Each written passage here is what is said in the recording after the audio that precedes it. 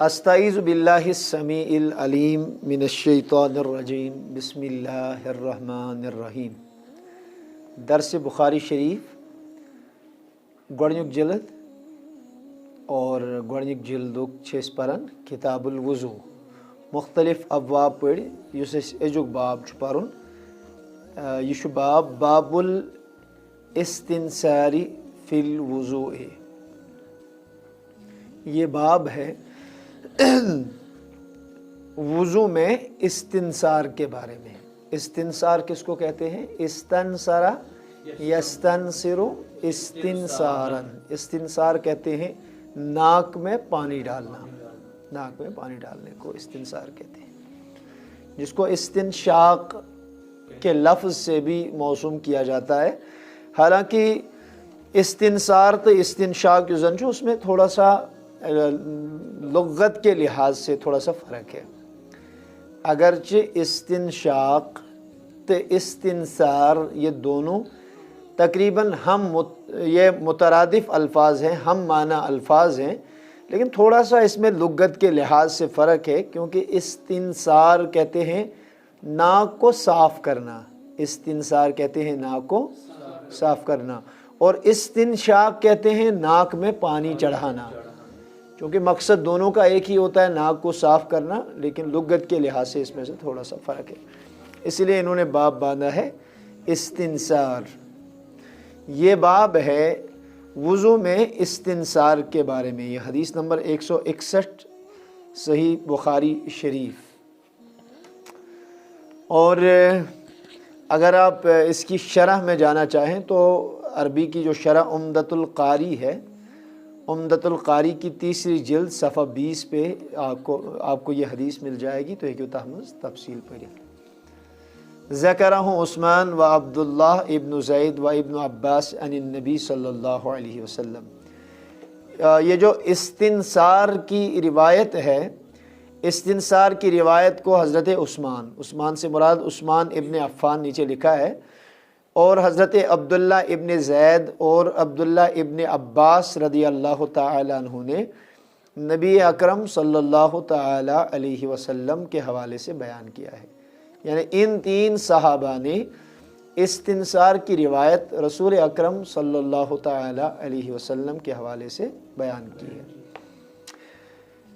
हज़रत इमाम बुखारी अब हदीस लाते हैं, फरमाते हैं हद्दसना अब्दानु क़ाल अख़बरना अब्दुल्लाह क़ाल अख़बरना यूनुस अन-ज़ुहरी क़ाल अख़बरनी अबू इदरीस अन्नहु समिअ अबा हुरैरता रज़ियल्लाहु अन्हु अनिन नबी सल्लल्लाहु तआला अलैहि वसल्लम अन्नहु क़ाल मन तवज़्ज़अ फ़ल्यस्तंसिर व मन इस्तजमर फ़ल्यूतिर।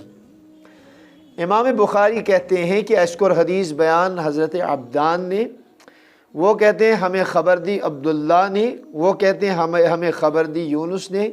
हज़रत यूनुस से रिवायत करन इमाम ज़ुहरी निश। इमाम ज़ुहरी रहमतुल्लाहि ताला अलैह सबो फरमो के अशदिस ख़बर हज़रत अबू इदरीस, और वो कहते हैं कि उन्होंने सुना अबा हुरैरा। देखिए इन्नहु समिअ अबा हुरैरा, समिअ के बाद अबू हुरैरा जो आया है वो अबा हुरैरा हालत नसब में आया है। हम पहले भी अर्ज़ कर चुके हैं कि यीशु अस्माए सित्ता मुकब्बरा हमज़, तो इनका एराब हालत रफ़ा में वाव के साथ, हालत नसब में अलिफ के साथ, और हालत जर में अबू अबा अबी, अबू बकर अबा बकर अबी बकर, अबू हुरैरा अबा हुरैरा अबी हुरैरा। जैसे जा अबू बकरिन राइतु अबा बकरिन मरतु बि अबी बकरिन। तो कश्मीरी में जो वाइज़ीन कहते हैं कि फरमो हज़रत अबा बकर सिद्दीक़न, तो ऐसा कहना जो है वो एक आलिम के शायान शान नहीं है, क्योंकि इमसात इस लोग ये में वरे ग्रामेटिकल कवायदो वरे इमसात इस अरबी या का लफ्ज़ शेष बना, तो उसको हमेशा हालत रफ़ा के तौर पे इस्तेमाल किया जाता है। ठीक है, तो क्या फरमाते हैं कि हज़रत अबू हुरैरा रज़ी अल्लाह ताला अन्हु रिवायत करते हैं नबी अकरम सल्लल्लाहु ताला अलैहि वसल्लम से کہ انہو قال کہ نبی اکرم علیہ الصلوۃ والسلام نے فرمایا من تودع فلیستنثر، تم میں سے جو شخص من توضع جو وضو کرے فلیستنثر تو اسے چاہیے کہ ناک کو صاف کرے، یعنی پانی ڈال کے ناک کو صاف کرے۔ وَمَنِ اسْتَجْمَرَ فَلْيُوتِرْ، اور جو انسان استجمار کرے، استجمار پتھر سے استنجا کرنا، مٹی کے ڈیلوں سے استنجا کرنا، استجمار کا جو مادہ ہے یہ جمار ہے، جمرہ اسی سے نکلا ہے۔ جب حج میں حجاج کرام جب وہ پتھر مارتے ہیں نا، رمی جمرہ، تو جمرہ اسی پتھر کو کہتے ہیں، ٹھیک ہے، وہ بھی اسی سے نکلا ہے۔ تو اس طرح کی حدیث جو ہے، دیکھیں میں تھوڑا سا اس میں جاؤں، یہاں پہ جو اوپر لکھا ہے نا کہ استنشاق والی حدیث جو ہے وہ کس نے بیان کی ہے؟ حضرت عثمان بن عفان نے، سنا لکھیے۔ تو عثمان بن عفان کی حدیث اگر آپ کو دیکھنی ہے تو وہ صحیح بخاری حدیث نمبر 159 ہے، اور اس کے بعد لکھا ہے عبداللہ بن زید سے بھی مروی ہے، وہ روایت آپ کو دیکھنی ہے تو صحیح بخاری حدیث نمبر 185 پہ دیکھ سکتے ہیں۔ عبداللہ ابن عباس رضی اللہ تعالیٰ عنہ کی روایت دیکھنی ہے تو حدیث نمبر 140 وہ ہم پڑھ چکے ہیں، تو وہاں پہ آپ اس کو دیکھ سکتے ہیں۔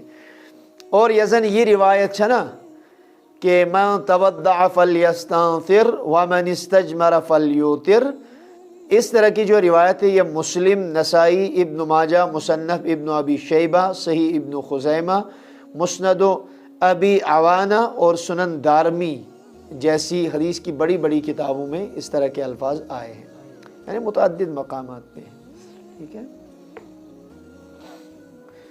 پھر آگے اور ایک حدیث آئی ہے، باب الاستجمار وطرن، باب الاستجمار وطرن، یہ باب ہے استجمار کے بارے میں، وطرن یعنی مٹی کے جو آپ ڈیلے استعمال کرتے ہیں استنجا کے وقت، تو وہ تاک ڈیلے استعمال کرنے کے بارے میں یہ باب آیا ہے۔ حدثنا عبداللہ ابن یوسف، ہم سے حدیث بیان کی عبداللہ بن یوسف نے، قال وہ کہتے ہیں اخبرنا مالک عن ابی الزناد، وہ روایت وہ کہتے ہیں ہمیں خبر دی امام مالک نے، اور وہ روایت کرتے ہیں حضرت ابو زناد سے، ٹھیک ہے، وہ روایت کرتے ہیں عن الاعرج، امام حضرت اعرج سے رحمہ اللہ، عن ابی ہریرہ، اور وہ روایت کرتے ہیں صحابی رسول حضرت ابو ہریرہ رضی اللہ تعالیٰ عنہ سے، ان رسول اللہ صلی اللہ علیہ وسلم قال، کہ اللہ کے رسول صلی اللہ علیہ وسلم نے ارشاد فرمایا، اذا تودع احدکم، جب تم میں سے کوئی وضو کرے، اذا تودع احدکم، جب تم میں کا کوئی وضو بنائے، فلیجعل فی انفہ ماء، تو اسے چاہیے کہ وہ اپنی ناک میں پانی ڈالے، یہ وضو کرتے نشتی مزدی کے استراؤن آپ، ثم لیستنصر، یا ثم لیستنصر، پھر اسے چاہیے کہ ناک کو صاف کرے۔ اس لیے میں نے کہا کہ استنشاق اور استجمار میں تھوڑا سا فرق ہے، استنصار میں، استنشاق اور استنصار میں ہلکا سا فرق ہے، وہ صرف ناک میں پانی ڈالنا، اور اس کا معنی ہے ناک میں پانی ڈالنا اور ناک کو صاف کرنا، ٹھیک ہے۔ تو کہا گیا جو تم میں سے کوئی وضو کرے تو اسے چاہیے کہ وہ اپنی ناک میں پانی ڈالے، پھر اپنی ناک کو صاف کرے، یہ باب افتعال سے ہے، استنصر یستنصر۔ وَمَنِ اسْتَجْمَرَ فَلْيُؤْتِرْ، اور جو شخص تم میں سے استنجا کرے، مٹی کے ڈیلے استعمال کرے، فَلْيُؤْتِرْ، تو اسے چاہیے کہ وہ وطر کرے، وطر سے مراد وہ تاک ڈیلے استعمال کرے، چاہے 1 کرے یا 3 کرے یا 5 کرے، جتنا زیادہ اس کو کفایت کرتا ہے، زیادہ بھی نہیں کرنا چاہیے، کم سے کم 1 یا 3 جو ہے، 3 کا عدد زیادہ مسنون ہے، اس بارے میں متعدد روایات آپ کو ملیں گی۔ وَإِذَا اسْتَيْقَظَ أَحَدُكُم مِّن نَوْمِهِ، یہ حدیث آپ فقہ کی چھوٹی چھوٹی کتابوں میں پڑھ چکے ہوں گے۔ پھر کہا گیا وَإِذَا اسْتَيْقَظَ، اور جب بیدار ہو جائے، أَحَدُكُم، تم میں سے کوئی، مِّن نَوْمِهِ، اپنی نیند سے، فَلْيَغْسِلْ يَدَهُ، تو دھوئے وہ اپنے ہاتھ کو، قبل ان یدخلها فی وضوئہ، وضو نہیں پڑھیں گے اس کو، فی وضوئہ، وضو کہتے ہیں اس پانی کو جو وضو کے لیے رکھا گیا ہو. تو کہتے ہیں جو تم میں سے نیند سے بیدار ہو جائے تو بیدار ہونے کے بعد وہ ہاتھ کو برتن میں داخل ہونے سے پہلے اپنے ہاتھوں کو دھوئے. فَإِنَّ أَحَدَكُمْ، کیونکہ تم میں سے کوئی لا یدری نہیں جانتا، أَيْنَ بَاتَتْ يَدُهُ، أَيْنَ بَاتَتْ يَدُهُ، یدہ نہیں پڑھیں گے یدہ، باتا یبیت رات گزارنا فعل باتت، اور آگے ید جو آ رہا ہے نا وہ مضاف اور مضاف الیہ یعنی ترکیب اضافی ہو کے اس کا فاعل بن رہا ہے. ٹھیک ہے، ہاں وہ یدہ بنے گا. فَإِنَّ أَحَدَكُمْ، تو ان کے بعد أَحَدَكُمْ مضاف مضاف الیہ، تو یہاں پہ حالت نصب میں ہونے کی وجہ سے أَحَدَكُمْ لا یدری نہیں جانتا، أَيْنَ بَاتَتْ يَدُهُ، یہاں پہ یدہ نہیں آئے گا بلکہ یدہ، کیونکہ ید اس کا فاعل بن رہا ہے. اور ید چونکہ مؤنث استعمال ہوتا ہے، ید کیا قسم، ہاں ید مؤنث استعمال ہوتا ہے، اس لیے لکھا ہے باتت. اگر مذکر استعمال ہوتا تو باتا، جیسے ہم کہیں گے این بات الرجل، شخص نے یہ رات کہاں گزاری. لیکن جب ہاتھ کہیں گے تو چونکہ یہ مؤنث ہے تو اس لیے باتت واحد مؤنث غائب کا صیغہ ہے. چلے اس میں دو تین چیزیں میں آپ کو عرض کر دیتا ہوں. وہ یہ کہ حضرت امام شافعی رحمۃ اللہ تعالی علیہ کے نزدیک وہ کہتے ہیں کہ 3 ڈیلوں سے کم استنجا کرنا جو ہے وہ واجب ہے. ان کے نزدیک تین ڈیلوں سے استنجا کرنا کیا ہے، واجب ہے. اور ان کے پاس دلیل بھی ہے، وہ دلیل بھی دیتے ہیں. دیکھیں جتنے بھی مذاہب ہیں، مذاہب سے مراد جو ہیں یہ فقہی مذہب کی ہم بات کرتے ہیں. جتنے بھی مذاہب فقہ ہیں اس میں یہ ہوتا ہے کہ ان کے پاس ہر کسی کے پاس اپنے اپنے دلائل ہوتے ہیں. تو امام شافعی رحمۃ اللہ تعالی علیہ اپنے اس مسئلہ پہ یہ دلیل پیش کرتے ہیں کہ تریو میسی ڈیالوسیت یا کہیں فلیوسیت حسچ استنجا کرن واجب. وہ دلیل کیا دیتے ہیں؟ سنن ابی داؤد کتاب الطہارہ حدیث نمبر 40، سنن نسائی کتاب الطہارہ حدیث نمبر 44، ان عائشہ رضی اللہ تعالی عنہا ان رسول اللہ صلی اللہ علیہ وسلم قال، حضرت عائشہ ام المؤمنین رضی اللہ تعالی عنہا سے روایت ہے، وہ کہتی ہیں کہ اللہ کے رسول علیہ السلام نے فرمایا اذا ذهب احدکم الی الغائط، جب تم میں سے کوئی غائط کی طرف جائے، بیت الخلاء کی طرف جائے، فلیذهب معه بثلاثه احجار، تو اسے چاہیے کہ وہ اپنے ساتھ کتنے ڈیلے لے جائے؟ 3 ڈیلے لے جائے. یستطیب بہن فإنها تجزئ عنہ، تو وہ ان 3 ڈیلوں سے استنجا کرے کیونکہ 3 ڈیلوں سے اسے استنجا کرنا کفایت کر جائے گا.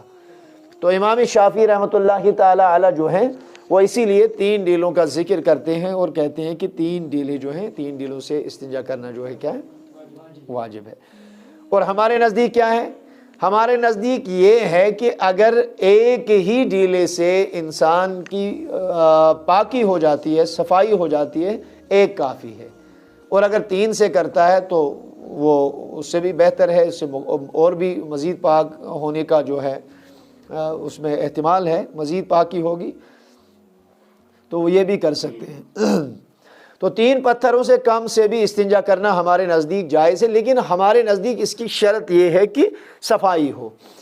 اگر ایک ہی سے، کیونکہ کہا گیا ہے کہ وَمَنِ اسْتَجْمَرَ فَلْيُؤْتِرْ، جو استنجا کرے اسے چاہیے کہ وطر کرے. وطر مانے طاق، تو ایک عدد پہ بھی طاق بولا جاتا ہے.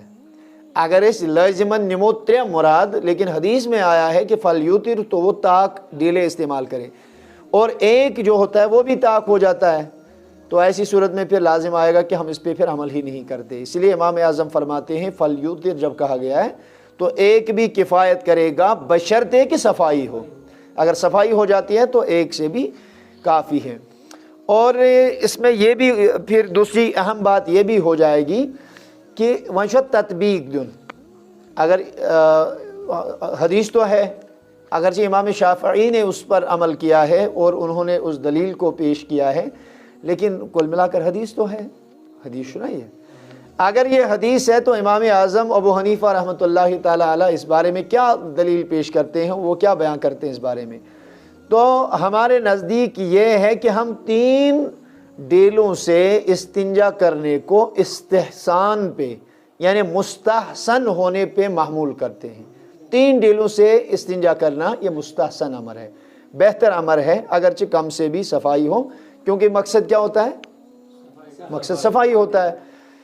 اگر امام شافعی رحمۃ اللہ تعالی علیہ جو ظاہر حدیث پہ گئے ہیں اور 3 کے عدد کے ظاہر پہ گئے ہیں اور انہوں نے اس کا لحاظ نہیں کیا ہے کہ اس میں شرط پاکی ہے اور تم جو ڈائریکٹ براہ راست کات پر گئی میت وہ عدد کی طرف گئے ہیں کہ 3 ڈیلوں سے کرنا ہے، تو ایسی صورت میں ان کے نزدیک تو پھر موجودہ دور میں جو ہم ٹیشو پیپر استعمال کرتے ہیں تو امام شافعی کے نزدیک پھر اس کا جواز ہی نہیں بنتا ہے، کیونکہ جب ان کے نزدیک 3 ڈیلوں سے استنجا کرنا واجب ہے اور کوئی شخص جو ہے وہ ٹیشو پیپر استعمال کرتا ہے اور 3 ڈیلے نہیں لے جاتا ہے تو لازمی طور پہ واجب چھوٹ جاتا ہے اور پاکی نہیں ہوگی۔ اسی لیے ہم کہتے ہیں وہ استحسان پہ محمول ہوگا، 3 ڈیلوں پہ، ایک ہی ڈیلے سے کافی ہے، کیونکہ مقصد کیا ہے؟ صفائی حاصل کرنا۔ اور اگر یہ پاکی اور صفائی 3 ڈیلوں یا ایک ڈیلے کے بجائے بھی کسی اور چیز سے ہمیں حاصل ہو رہی ہے تو اس پہ بھی عمل کیا جا سکتا ہے، جیسے ٹیشو کا مسئلہ ہے۔ اگر ٹیشو پیپر مثال آج کے دور میں ایئرپورٹس پہ آپ جاتے ہوں گے، اگر آپ میں سے کوئی گیا ہوگا تو وہاں پہ آپ یہ دیکھتے ہیں تچ کلین لینس جو ہوتی ہے، تچ زبردست مطلب صاف و شفاف وغیرہ، یہ بیت الخلاء وغیرہ کا جو نظام ہے وہ بڑے صاف و شفاف ہوتے ہیں۔ وہاں مٹی وغیرہ یا پتھر وغیرہ کا استعمال آپ نہیں کر سکتے کیونکہ وہ چیزیں میسر نہیں ہوتی ہیں۔ اور میں تو یہ سمجھتا ہوں کہ اگر 3 چیز تیتی استعمال کرو اس سے نقصان لازم آ سکتا ہے کہ یمزن ٹوائلٹس وغیرہ آسن اس میں بلاکیڈ آ سکتی ہے، سو ایک بلاک گژھت، سو ایک جام گژھت، تو وہاں پہ زیادہ بہتر یہی ہے کہ آپ ٹیشو کا استعمال کریں۔ اس میں آپ ایک تو پاکی بھی آسانی سے حاصل کر سکتے ہیں اور بے گسر تم ست انسان سے اتھ وغیرہ اعضا وغیرہ جو ہیں اس پہ نجاست وہ نہیں ہوگی۔ تو انسب یہی ہے، پھر اس کے بعد آپ پانی کا استعمال کر سکتے ہیں، تو ایسا کرنے میں کوئی مسئلہ نہیں ہے۔ اور پیچھے ہم نے ایک بات یہ بھی بتائی تھی، پات کن کراوش جی تھی ایک چیز بیان، جب ہم نے گوبر وغیرہ کے مسئلے پہ بات کی تھی تو اس کا بھی آپ خیال رکھیں گے کہ ہم ساتھ استنجا انسان کرے تو مٹی کے ڈیلے لے اور ہڈی اور راؤس، عظم و راؤس، اس سے اللہ کے نبی علیہ السلام نے منع کیا کیونکہ اس کو جنات کی غذا قرار دیا گیا ہے، ٹھیک ہے۔ پھر اس میں الگ ایک بحث ہے، یہ شپتاک بالکل ایک ڈیفرنٹ بحث کی امام اعظم ابو حنیفہ رحمۃ اللہ تعالی علیہ کے نزدیک گوبر جو ہے وہ نجاست ہے، نجاست غلیظہ ہے۔ حالانکہ جو دور حاضر کے غیر مقلدین ہیں وہ تو گوبر کے بارے میں ان کے باضابطہ طور پہ فتاویٰ ہیں، وہ گوبر کو طاہر کہتے ہیں، اور یہ خدا نخواست ایسے ہم بات نہیں کر رہے ہیں، ان کی کتابوں میں باضابطہ طور پہ لکھا ہے وہ گوبر کو پاک مانتے ہیں۔ ایسا نہیں کہ خدا نخواستہ حلال جانتے ہیں، کھانے کی کوئی چیز ہے نعوذ باللہ، ایسا نہیں ہے، بلکہ پاک جانتے ہیں، ٹھیک ہے۔ استنجا وغیرہ کے بارے میں وہ اس کو پاک جانتے ہیں، تو اور وہ الزام لگاتے ہیں کہ امام اعظم ابو حنیفہ نے گوبر کو نجاست غلیظہ قرار دیا ہے، حالانکہ کسی اور نے ایسا نہیں کہا، جبکہ بذات خود امام شافعی رحمۃ اللہ تعالی علیہ سبن فتویٰ تھی گوبر کے متعلق، وہ بھی اس کو نجاست غلیظہ ہی کہتے ہیں، اور امام زفر رحمۃ اللہ تعالی علیہ ان کے نزدیک بھی گوبر جو ہے وہ نجاست غلیظہ ہے، اور امام ابو یوسف امام محمد ان کے نزدیک وہ نجاست خفیفہ ہے، لیکن نجاست پھر بھی ہے، طاہر وہ نہیں کہتے ہیں۔ تو جو غیر مقلدین حضرات کا یہ الزام ہے کہ امام اعظم اس بارے میں تنہا ہیں اور وہ گوبر کو نجاست کہتے ہیں، حالانکہ گوبر نجاست نہیں ہے۔ میں عرض کر چکا ہوں کہ امام شافعی بھی ان کے ساتھ میں ہیں، امام زفر ان کے ساتھ میں ہیں، امام ابو یوسف امام محمد، اگرچہ فرق تھوڑا سا یہ ہے کہ امام اعظم اس کو نجاست غلیظہ کہتے ہیں اور صاحبین جو ہے اس کو نجاست خفیفہ مانتے ہیں۔ اچھا، غیر مقلدین چاہتے ہیں یہ دلیل دیون، وہ کہتے ہیں ایک حدیث ہے کہ نبی پاک علیہ الصلوۃ والسلام چھُ اجازت دیُتمُت کہ ییٚتہِ تیٖر آسن گٔنڈِتھ تَتھ تیٖر وٲرِس منٛز ہٮ۪کو نٮ۪ماز پٔرِتھ. تیٖر وور یُس زَن چھُنہ آسان وور چھُ آسان نا ییٚلہِ تیٖر بند چھِ آسان کٔرِتھ. ٹھیک ہے. دیکھیے پہلی بات تو یہ ہے کہ وہاں گوبر کا تصور نہیں ہے, وہاں مینگنیاں ہوتی ہیں, ان کا حکم الگ ہے. یہ غلط استدلال. پہلے تو یہ کہتے ہیں گوڑیچن یم قیاس کے قائل ہی نہیں ہے, ان کے بڑے بڑے علماء. بہرحال آج کے دور میں تو یہ اب جان بچانے کے لیے ہاں اس کے قائل ہیں, لیکن وہ پہلے قیاس کو نہیں مانتے تھے, لیکن پھر اس پہ قیاس کرتے ہوئے گوبر کو کہتے ہیں کہ یہ جو ہے یہ پاک ہے, اور دلیل یہ دیتے ہیں کہ نبی پاک علیہ الصلوۃ والسلام فرمو تیٖر وٲرِس منٛز ای نٮ۪ماز. حالانکہ تیٖر وٲرِس منٛز نٮ۪ماز یِنُک یُس زن حکم چھُ ایسی حدیث ہے, لیکن اس کا مقصد یہ ہے کہ تیٖر ووڑ اگر بٔنِتھ آسہِ اَتھ اگر کُنہِ سایڈٕ یہ مینگنیاں وغیرہ وہ چیزیں وغیرہ نہیں لگی ہوں, یا اس کو تھوڑا سا صاف کر کے مصلی بچھایا جائے یا کوئی کپڑا رکھا جائے, تو وہاں پہ نماز پڑھنے میں کوئی حرج وغیرہ, وہاں پہ نماز وغیرہ پڑھنے میں کوئی حرج نہیں ہے. اچھا دوسری دلیل غیر مقلدین حضرات یہ بھی دیتے ہیں کہ مدینے کے چند افراد جو تھے اہل ارینا, حدیث ارینا کے نام سے ایک حدیث صحیح بخاری میں منقول ہے اور حدیث کی دیگر کتابوں میں آئی ہے.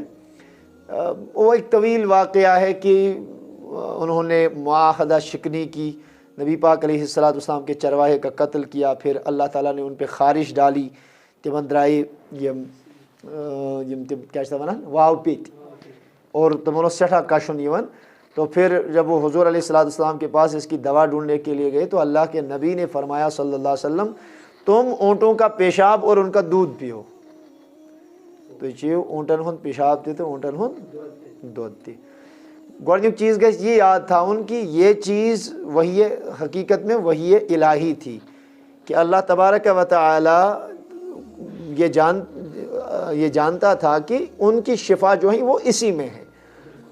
تو اب اس بات پہ لے کے کسی اور کا قیاس نہیں کر سکتے, اور یہ حضور کا خاصہ تھا کہ ان کو اس چیز کی تجویز کی, باقی امت کے حق میں ایسا معاملہ نہیں کہ کوئی شخص آج ایسا ہو سدے پہ اونٹ سند پیشاب, حالانکہ کچھ کہتے ہیں کہ اونٹ سند پیشاب ہے کو چت نہیں, وہ اہل ارینا کے ساتھ خاص تھا. آج کے دور میں ایسا کچھ آپ نہیں کر سکتے. اور اگر وہ یہ حدیث انن تم بے اور وہ بطور دلیل اس حدیث کو بھی لاتے ہیں, دیکھو کہ نبی پاک علیہ الصلوۃ والسلام وون تمن تُہۍ کٔرِو سا استعمال اونٹن ہند پیشاب تہِ تہٕ اونٹن ہند دۄد تہِ, اور وہ اس کو دلیل بناتے ہیں کہ امیک مطلب یہ ہسا گو کہ یہند ماز اس یمن جانورن ہند کھیون, ان کا گوبر وغیرہ جو ہوتا ہے وہ طاہر ہے, وہ پاک ہے. حالانکہ اس حدیث میں بھی گوبر کا ذکر نہیں ہے, اس میں پیشاب کا ذکر ہے. تو شو بات سمجھ میں, تو یہ حدیث بھی ان کے مذہب کے موافق نہیں ہے. یہاں بھی وہ اس طرح کی جو بات کرتے ہیں تو ان کا ایسا کرنا جو ہے وہ بھی درست نہیں ہے. اچھا مزید اس میں دو تین چیزیں میں اور ایڈ کرتا ہوں, وہ یہ کہ اگر استنصار کہیں گے تو استنصر یستنصر استنصارن, استنصار تو استنصار کس کو کہتے ہیں؟ ناک میں نہیں, ناک صاف کرنا, جسے نشت میں آب تراؤنے ویز پت نہ صاف کریں یا دڑ چھ دیون تو اس کو الاستنصار کہتے ہیں. اچھا اس میں پڑھ رہا تھا بعض اطباء کہتے ہیں, صاحب نزہۃ القاری نے اس قول کو اپنی کتاب میں نقل کیا ہے, انہوں نے اس شرح میں نزہۃ القاری کو پڑھنا چاہیے, زبردست شرح شنا لکھت عربی ہے نزہۃ القاری کو, وہ پڑھنے کے قابل ہے, بہت زبردست کتاب ہے. اس کا میں ایک قول یہاں پہ نقل کرتا ہوں, اس میں لکھا ہے کہ یس شخص وضو کری وضو بناون وزی آسو استنصار کرن اور وہ زور سے اپنی ناک کو کھینچے یا اندر کی اور پانی کھینچے, اس کالس تمس اثر باس کی آب گو واریاں اندر تا, یہاں یہ دڑ لوگ برابر اندر دماغس تا. تو اطباء لکھتے ہیں ایسا شخص جو ہوگا ایسے شخص کو نزلہ اور زکام کی پریشانی نہیں ہوا کرے گی. سو گیس نے دائمی نزلوک دائمی زکامک ہیکنے سو زہی تھے اس میں وہ ملوث نہیں ہو سکتا ہے, اس میں شکار نہیں ہو سکتا ہے. تو یہ بھی اس میں یہ بھی حکمت ہے. اچھا چند ایک روایت کا ہم تھوڑا سا تذکرہ کرتے ہیں. ابو الزناد اب یتمز آخ حدیث نمبر 162 جو ابھی ہم نے پڑھی باب الاستجماری وطرن والی حدیث میں, ابو الزناد جو ہیں اسی نام سے کو شہرت ہوئی, عبداللہ ابن زکوان ان کا نام ہے. سن 64 میں ان کی ولادت اور 30 ہجری میں ان کا انتقال ہوا۔ اصح الاسانید، جب یہ مالک عن نافع عن ابن عمر، یہ سند تو کن تہ شی لبیو اور اس میں جو ہیں ابو الزناد بیچ میں آتے ہوں تو یہ سمجھ لیے کہ یہ سب سے صحیح سند ہے۔ عبداللہ ابن عمر کی احادیث کے لیے یہ سند ابو الزناد عن مالک عن نافع عن ابن عمر، جب یہ سند آپ کو ملے گی تو یہ سب سے اعلیٰ درجے کی سند ہوگی۔ کیا جی ابو الزناد ثقہ ہیں، حجت الحدیث ہیں، بلکہ یم زن یہند شاگرد چھ وہ بہت ان کا ذکر کرتے تھے، حجہ کہتے تھے، حجت الحدیث، صالح الحدیث، فقیہ العصر ان کو کہتے تھے، احادیثہ مستقیمۃ کلھا، اور 20 سے زائد محدثین نے ان کو ثقہ کہا ہے۔ اس کے بعد اعرج آتے ہیں، حضرت اعرج جو ہیں عبد الرحمن بن ہرمز ان کا نام ہے، 117 ہجری میں ان کی وفات ہوئی ہے، حضرت ابو ہریرہ کے اصحاب میں سے ہے۔ شہ افراد جن کو اصحاب ابو ہریرہ کہا جاتا ہے تمو شیو منشو آخ حضرت اعرج عبد الرحمن بن ہرمز رحمۃ اللہ تعالی علیہ، اور ان کا یہ احادیث لکھا کرتے تھے۔ آگے زبان روایت کروں، دوسرا یہ لکھا بھی کرتے تھے، قرآن بھی لکھا کرتے تھے اپنے ہاتھ سے، اور زبانی پھر وہ حدیثیں بھی یاد کرتے تھے، اور قرآن کریم کی آیات مبینات کو بھی حفظ کیا کرتے تھے، ٹھیک ہے۔ اور کئی ائمہ نے ثقہ کہا ہے، اور حضرت ابو ہریرہ کی روایات کو لے کے حضرت اعرج جہاں روایت کرتے ہیں تو کہتے ہیں اعلم بابی ہریرہ، حضرت ابو ہریرہ کی روایت کو جاننے والے سب سے زیادہ یہی ہیں، ٹھیک ہے۔ اسی لیے ان کو کثیر الحدیث بھی کہتے ہیں۔ کیا جی صحابہ مز کیم سے سائیں کو زیادہ روایات کریں، حضرت ابو ہریرہ رضی اللہ تعالیٰ عنہ نے، تو ابن سعد نے ان کو کثیر الحدیث اسی لیے کہا کیونکہ یہ حضرت ابو ہریرہ کی روایات کو زیادہ جاننے والے ہیں، اور دیگر نے ثقہ کہا ہے۔ اور ایک راوی اس میں ابو ہریرہ ہیں، ان کا تذکرہ انشاءاللہ الگ ہم درس میں کریں گے، کیا اس وین مختصر ٹائم، کیونکہ ان کا تذکرہ انشاءاللہ ہم تھوڑا تفصیل سے کریں گے۔ اور یہ حدیث جو ہم نے استجمار کی بیان کی، یہ ابو داود، مسلم، نسائی، ابن ماجہ، دارمی اور دیگر محدثین نے اس کی تخریج کی ہے اور اپنی اپنی حدیث کی کتابوں میں اس کا ذکر کیا ہے۔ پھر اس میں حدیث میں ایک بات یہ بھی آئی تھی کہ یس انسان نندر وحی وَإِذَا اسْتَيْقَظَ أَحَدُكُم مِّن نَوْمِهِ فَلْيَغْسِلْ يَدَهُ قَبْلَ أَن يُدْخِلَهَا فِي وَضُوئِهِ، وضو کے برتن میں یا وضو کے پانی میں ہاتھ ڈالنے سے پہلے اپنے ہاتھوں کو دھوئے۔ یہ حدیث رسول صلی اللہ علیہ وسلم ہے۔ یسنن جو دیکھیں اب اس میں مسئلہ یہ ہے کہ اس سے مراد رات والی نیند ہے یا دن والی نیند ہے۔ اکثر محدثین نے رات والی نیند مراد دی ہے، لیکن ہمارے نزدیک اس سے مطلقاً نیند مراد ہے، اگر چاہے دہلشوں کا چاہے رات کی۔ کیوں آگے چل کے بچچات یوان وجہ کیا شو کہ اس کیا ات پٹ راوی، اور وہ وجہ یہ بیان کی گئی ہے فَإِنَّهُ لَا يَدْرِي أَيْنَ بَاتَتْ يَدَهُ، اسے تو پتہ ہی نہیں کہ اس کے ہاتھ نے کہاں پہ رات گزاری، وہ وقت کہاں پہ گزارا۔ تو وہ دن میں بھی انسان کو اتنی غفلت طاری ہو سکتی ہے، جب سو گیا اسے کہاں پتہ ہے کہ اس کا ہاتھ کہاں گیا۔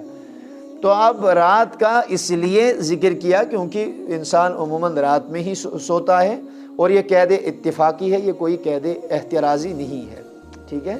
تو چاہے دن میں ہو چاہے رات میں ہو، دونوں صورتوں میں یہی ہوگا۔ اغلب معاملہ چونکہ رات میں سونے کا ہوتا ہے، اسی لیے رات کا ہی حدیث میں ذکر کیا گیا ہے، ورنہ دن میں بھی کوئی سوئے تو یہی حکم ہوگا۔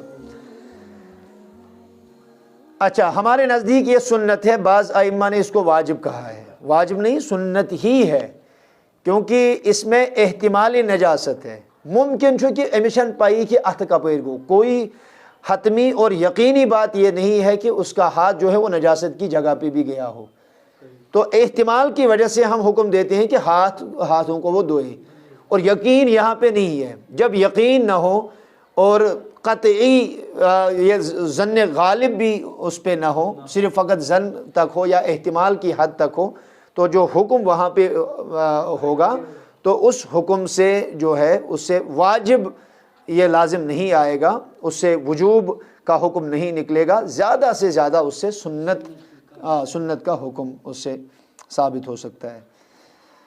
اچھا، اور اس میں یہ بھی ہے کہ دویم چیز شو حدیث میں یہ تھی کہ یہ شو احتیاط، آپ وضو کرنے جا رہے ہیں تو پہلے اپنے ہاتھ کو دھوئیں. اس میں احتیاط زیادہ ہے کہ اگر اتھن چاہے پاکی آس یا نہ آس پھر بھی ہاتھ صاف ہو جائیں گے. اور اتھ مجھے یہ تھی یاد تھاؤن کہ جو برتن ہوگا لازمی طور ات یہ لڑ پھرن یا اگر لوٹ وغیرہ اس سے پہلے پانی نکالے. ایسا نہیں کہ اپنا ہاتھ اٹھا کے اس میں ڈال دیا. اور اگر ہاتھ پہ نجاست لگی ہو, تھوڑی سی نجاست لگی ہو اور یقین ہو کہ نجاست لگی ہے اور برتن میں پانی بھرا ہوا ہے, اس میں ہاتھ ڈال دیا تو پورا پانی نجس ہو جائے گا. احتمال یہ پتہ نہیں ہے کہ ہاتھ پہ نجاست لگی ہے یا نہیں لگی ہے, ٹھیک ہے. اس کے بعد لیکن بے وضو ہے, اس کے بعد بھی ہاتھ ڈال دیا, اگرچہ ناپاک نہیں ہوگا لیکن مستعمل ہو جائے گا. تو لہٰذا دونوں صورتوں میں احتیاط کا تقاضا یہ ہے کہ امسات یہ آب اتھس پٹ رہا ہو, اس طرح ات کا چونچ وونچ یا جو بھی برتن رہا ہوگا جگ وغیرہ ایسے, اس سے پہلے آپ اپنا ہاتھ دونوں پہلے دھوئیں گے, اس کے بعد پھر اس سے اپنے ہاتھ سے پانی نکالنا جائز ہو جائے گا, ٹھیک ہے. اور کیا جی ما اضیل به حدث او استعمل في البدن على وجه القربة ويصير الماء مستعملا مجردا بانفصاله عن الجسد. یہ چھو پرمت حدیث یمن فقہ چن کتابن مز کہ یلی وضو کرنے خاطر یا قربت کی نیت سے پانی استعمال کیا, اعضائے وضو سے پانی جدا ہو گیا, پانی مستعمل ہو گیا. لہذا اتھ پٹران خطرہ اگر انسان اتھ ترو تو جو پانی پھر ہاتھ سے ٹپک کے بالٹی میں گر گیا تو فوری طور پہ وہ یہ نجس نہیں ہوگا, مستعمل ہوگا. نجس گش تیلی یہ نجاست لڑ تھا اس, ٹھیک ہے. وضو میں اچھا دویم چیز یہ تھی, وضو میں نیت شرط نہیں ہے تو خود بھی پانی میں اگر ہاتھ چلا گیا تو پانی جو ہاتھ جو ہوگا وہ پاک ہو جائے گا. وضو مجھے ایسے نزدیک نیت شرط کے یعنی بلا نیت اگر انسان اتھ تروکات مز آبس مز ہاتھ تو صاف ہو جائے گا لیکن ہاتھ کی وجہ سے پانی مستعمل ہو جائے گا. اس نزدیک ماشی نیت وضوس مز لازم, حتیٰ کہ آپ کتابوں میں آپ پڑھیں گے اگر کہاں انسان اس کلی بیٹھی بیٹھی پکن کلی بیٹھ بیٹھے اس انسان اس کا پاؤں پھسلا اور وہ پانی میں گر گیا, پانی وغیرہ صاف تھا